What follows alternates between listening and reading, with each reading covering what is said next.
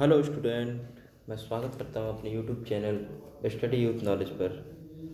जैसा कि आपको मैंने कल की वीडियो पर पुरुषार्थ के बारे में बताया था कि पुरुषार्थ कितने प्रकार के होते हैं और कौन कौन होते हैं, क्या कैसे कितनी डेफिनेशन होती है उनकी। तो मैंने ये सब आपको पहले वीडियो में बता दिया है। इसकी जो पहले वीडियो कल पड़ी हुई थी उसमें होगा पुरुषार्थ के बारे में। और कल समय न होने के कारण हम पुरुषार्थ की चर्चा कर पाए थे, संस्कार की नहीं कर पाए। तो आज हम संस्कार के बारे में जानेंगे। संस्कार होते क्या, संस्कार व्यवस्था है क्या।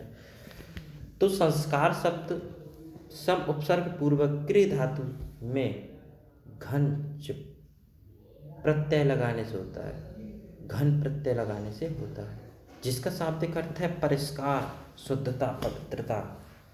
इस प्रकार हिंदू व्यवस्था में संस्कारों का विधान व्यक्ति के शरीर को परिष्कृत अथवा पवित्र बनाने के उद्देश्य से किया गया, ताकि वह वैयक्तिक एवं सामाजिक विकास के लिए उपयुक्त बन सके। सबर का विचार है कि संस्कार वह क्रिया है जिसके संपन्न होने पर कोई वस्तु किसी उद्देश्य योग्य नहीं बनती। शुद्धता, पवित्रता, धार्मिकता, आस्तिकता संसार की प्रमुख विशेषताएं हैं। ऐसी मान्यता है कि मनुष्य जन्मना असंस्कृत होता है, किंतु संस्कारों के माध्यम से वह सुसंस्कृत हो जाता है। इनमें उसमें अंतर्निहित शक्तियों का पूर्ण विकास हो पाता है, वह अपने लक्ष्य की प्राप्ति कर लेता है। अगर जिस व्यक्ति के पास संस्कार नाम की कोई चीज़ है, वह सुसंस्कृत है, तो वह हमेशा सक्सेस होगा। इसका शाब्दिक अर्थ है शुद्धता, पवित्रता, धार्मिकता, आस्तिकता। यह व्यक्ति के शारीरिक, मानसिक, बौद्धिक परिष्कार की एक प्रतिज्ञा है। संस्कार शब्द का उल्लेख वैदिक एवं ब्राह्मण साहित्य में नहीं मिलता है। मीमांसक इसका प्रयोग यज्ञीय सामग्रियों को शुद्ध करने के अर्थ में करते हैं, और वास्तविक रूप में संस्कारों का विधान हम सूत्र साहित्य विशेषज्ञ गृह सूत्रों में पाते हैं। मनु ने गर्भाधान से मृत्यु पर्यंत 13 संस्कारों का उल्लेख किया है। बाद की स्मृतियों में इनकी संख्या 16 स्वीकार की गई है, जिसे हम षोडश संस्कार कहते हैं।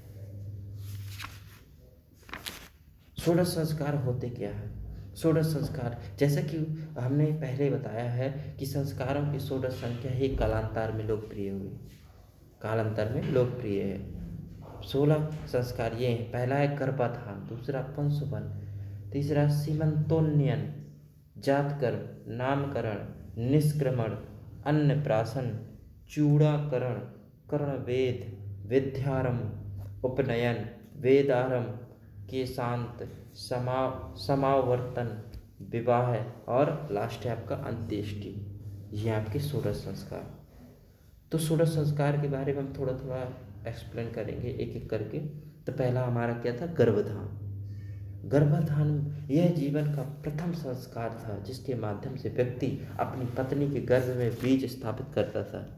इस संसार का प्रचलन उत्तर वैदिक काल में हुआ। गर्भाधान यह जीवन का प्रथम संस्कार था, जिसके माध्यम से व्यक्ति अपनी पत्नी के गर्भ में बीज स्थापित करता था। इस संसार का प्रचलन उत्तर वैदिक काल से हुआ। सूत्रों और स्मृति ग्रंथों में इसके लिए उपयुक्त समय एवं वातावरण उल्लेख मिलता है। इसके लिए आवश्यक था कि स्त्री ऋतुकाल में हो। ऋतुकाल के बाद की चौथी से 16वीं रात्रियां गर्भाधान के लिए उपयुक्त बताई गई। अधिकांश ग्रह सूत्रों और स्मृतियों में चौथी रात्रि को शुद्ध माना गया। इस प्रकार गर्भाधान के लिए रात्रि का अंतिम पहर भी अवश्य माना गया है। समरात्रियों में गर्भाधान होने पर पुत्र और विश्रम में कन्या उत्पन्न होती है, ऐसी मान्यता थी। प्राचीन काल में नियोग प्रथा थी प्रचलित, और जिसके अंतर्गत स्त्री और पति की मृत्यु, उसके नपुंसक होने पर उसके भाई और सगोत्र व्यक्ति ने संतान उत्पत्ति के निमित्त गर्भाधान करवाते,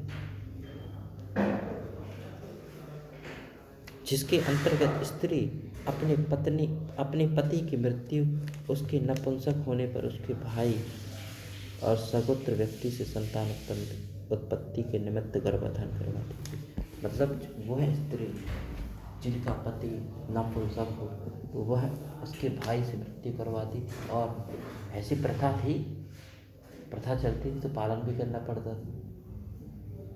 मृत्यु करवाकर उसके भाई से संतान उत्पत्ति की इच्छा करती थी, संतान उत्पत्ति होती थी, गर्भाधान करवाती थी।